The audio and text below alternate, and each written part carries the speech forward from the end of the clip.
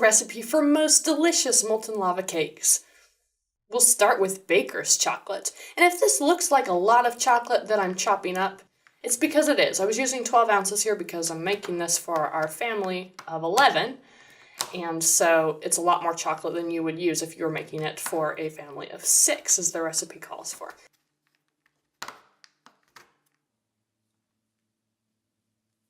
So we chopped the chocolate up and put it into the pan, and to the pan then we add butter. And now we're going to take the pan over to the stove and put it on medium to high heat to melt the butter and the chocolate. And when the butter and chocolate is melted, we will bring it back to add it into our mixture. In the meantime, we're going to prepare the mixture to add the chocolate to. This consists of eggs and egg yolks, and we're just going to whisk this up until all the eggs and the egg yolks are combined and incorporated together. Now we'll add our powdered sugar to our egg mixture and again whisk it up. And now at this point, as you're whisking the sugar in, the recipe is going to look like a total disaster. It's lumpy, the eggs aren't looking right, there's clumps of sugar, it looks really bad, but just keep whisking. It won't really get any better, but at least you'll get the sugar in there and the cakes will turn out just fine, trust me. And when the sugar is incorporated as well as it's going to be, now we'll add the flour, and then we can also add the chocolate and butter mixture. And I'm stirring as I do this because the chocolate mixture is still slightly warm, and if for some reason it hit some egg that maybe wasn't totally incorporated with sugar, I don't want the egg to scramble. So I'm going a little bit slow as I pour that chocolate in. Now we'll mix it all up.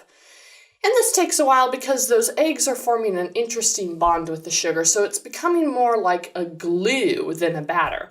So it's very stringy and it moves as one body. But don't worry, it's kind of weird, but it will make a perfect dessert. Now I'm greasing the cups that these cakes are going to be cooked in.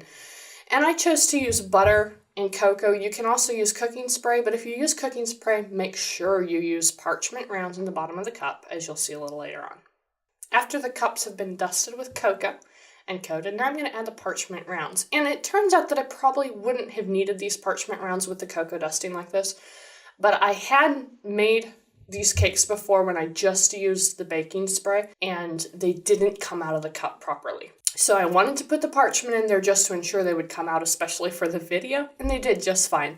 So if you're using cocoa, you can skip the parchment round, but if you're not using cocoa, make sure you get that parchment round in there. It'll make it a lot easier and a much prettier outcome when you're finished. So I'm filling the cups up with the batter, and then I'm putting them into the oven and cooking them at 450 for about 14 minutes. Now, I filled my cups a little bit higher than what was recommended, and so I had to end up cooking them for a little longer. That's okay.